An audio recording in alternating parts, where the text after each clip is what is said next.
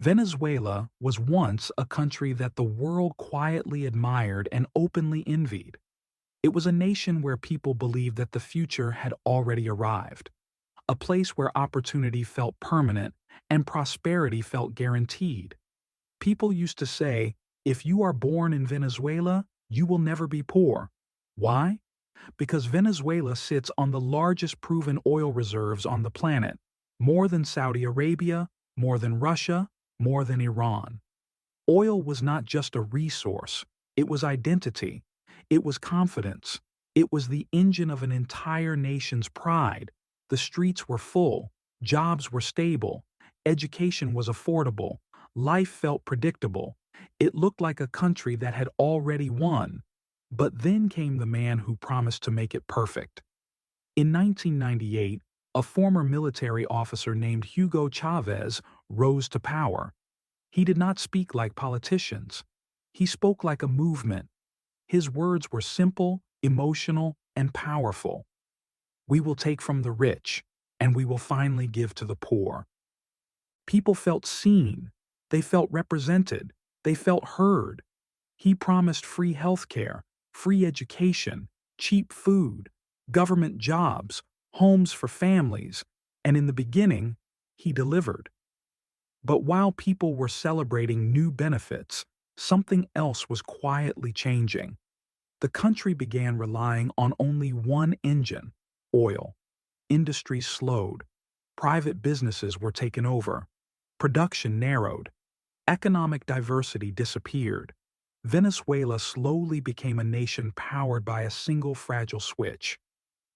Then oil prices fell. And when oil fell, Venezuela fell with it. Suddenly, the money that paid salaries, subsidized food, and funded programs stopped flowing at the same speed. Instead of redesigning the economy, the government printed money. At first, it felt like a miracle: new currency, higher salaries, more benefits.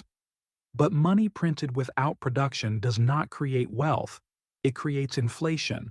Prices climbed, shelves emptied, confidence vanished. People began carrying bags of cash just to buy bread. Money existed, but value disappeared. In 2013, Chavez died, and his chosen successor, Nicolás Maduro, took over. Maduro did not inherit a nation in balance. He inherited a system already leaning toward collapse. Instead of repairing it, he strengthened control, more power to the state, more limits on private business, more restrictions on media, more pressure on dissent. Under Maduro, Venezuela did not merely decline, it imploded. Hospitals lost medicines, stores lost food, crime spread into daily life, safety became rare. People were not planning futures anymore. They were planning exits.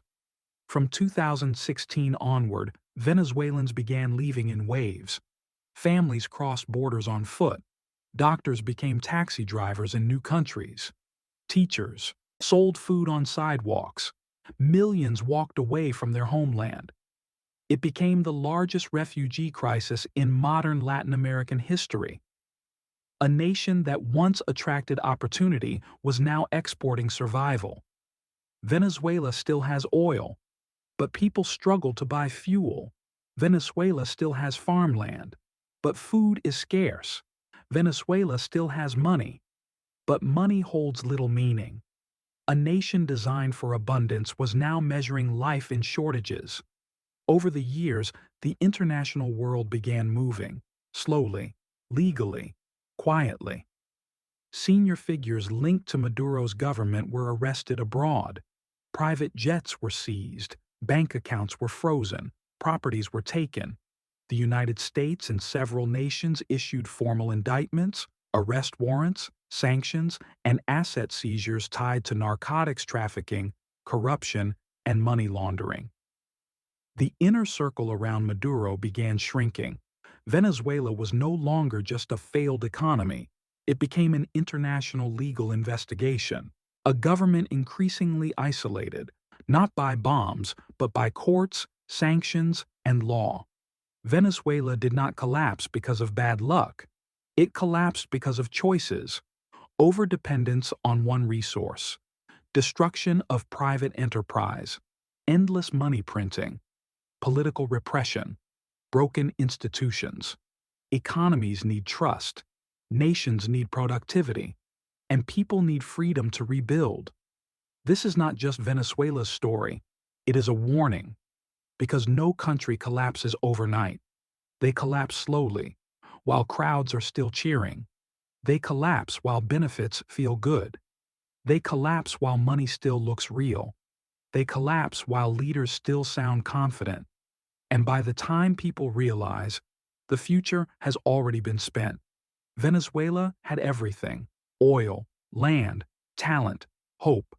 And it lost almost all of it. Not in war, not in disaster, but in silence.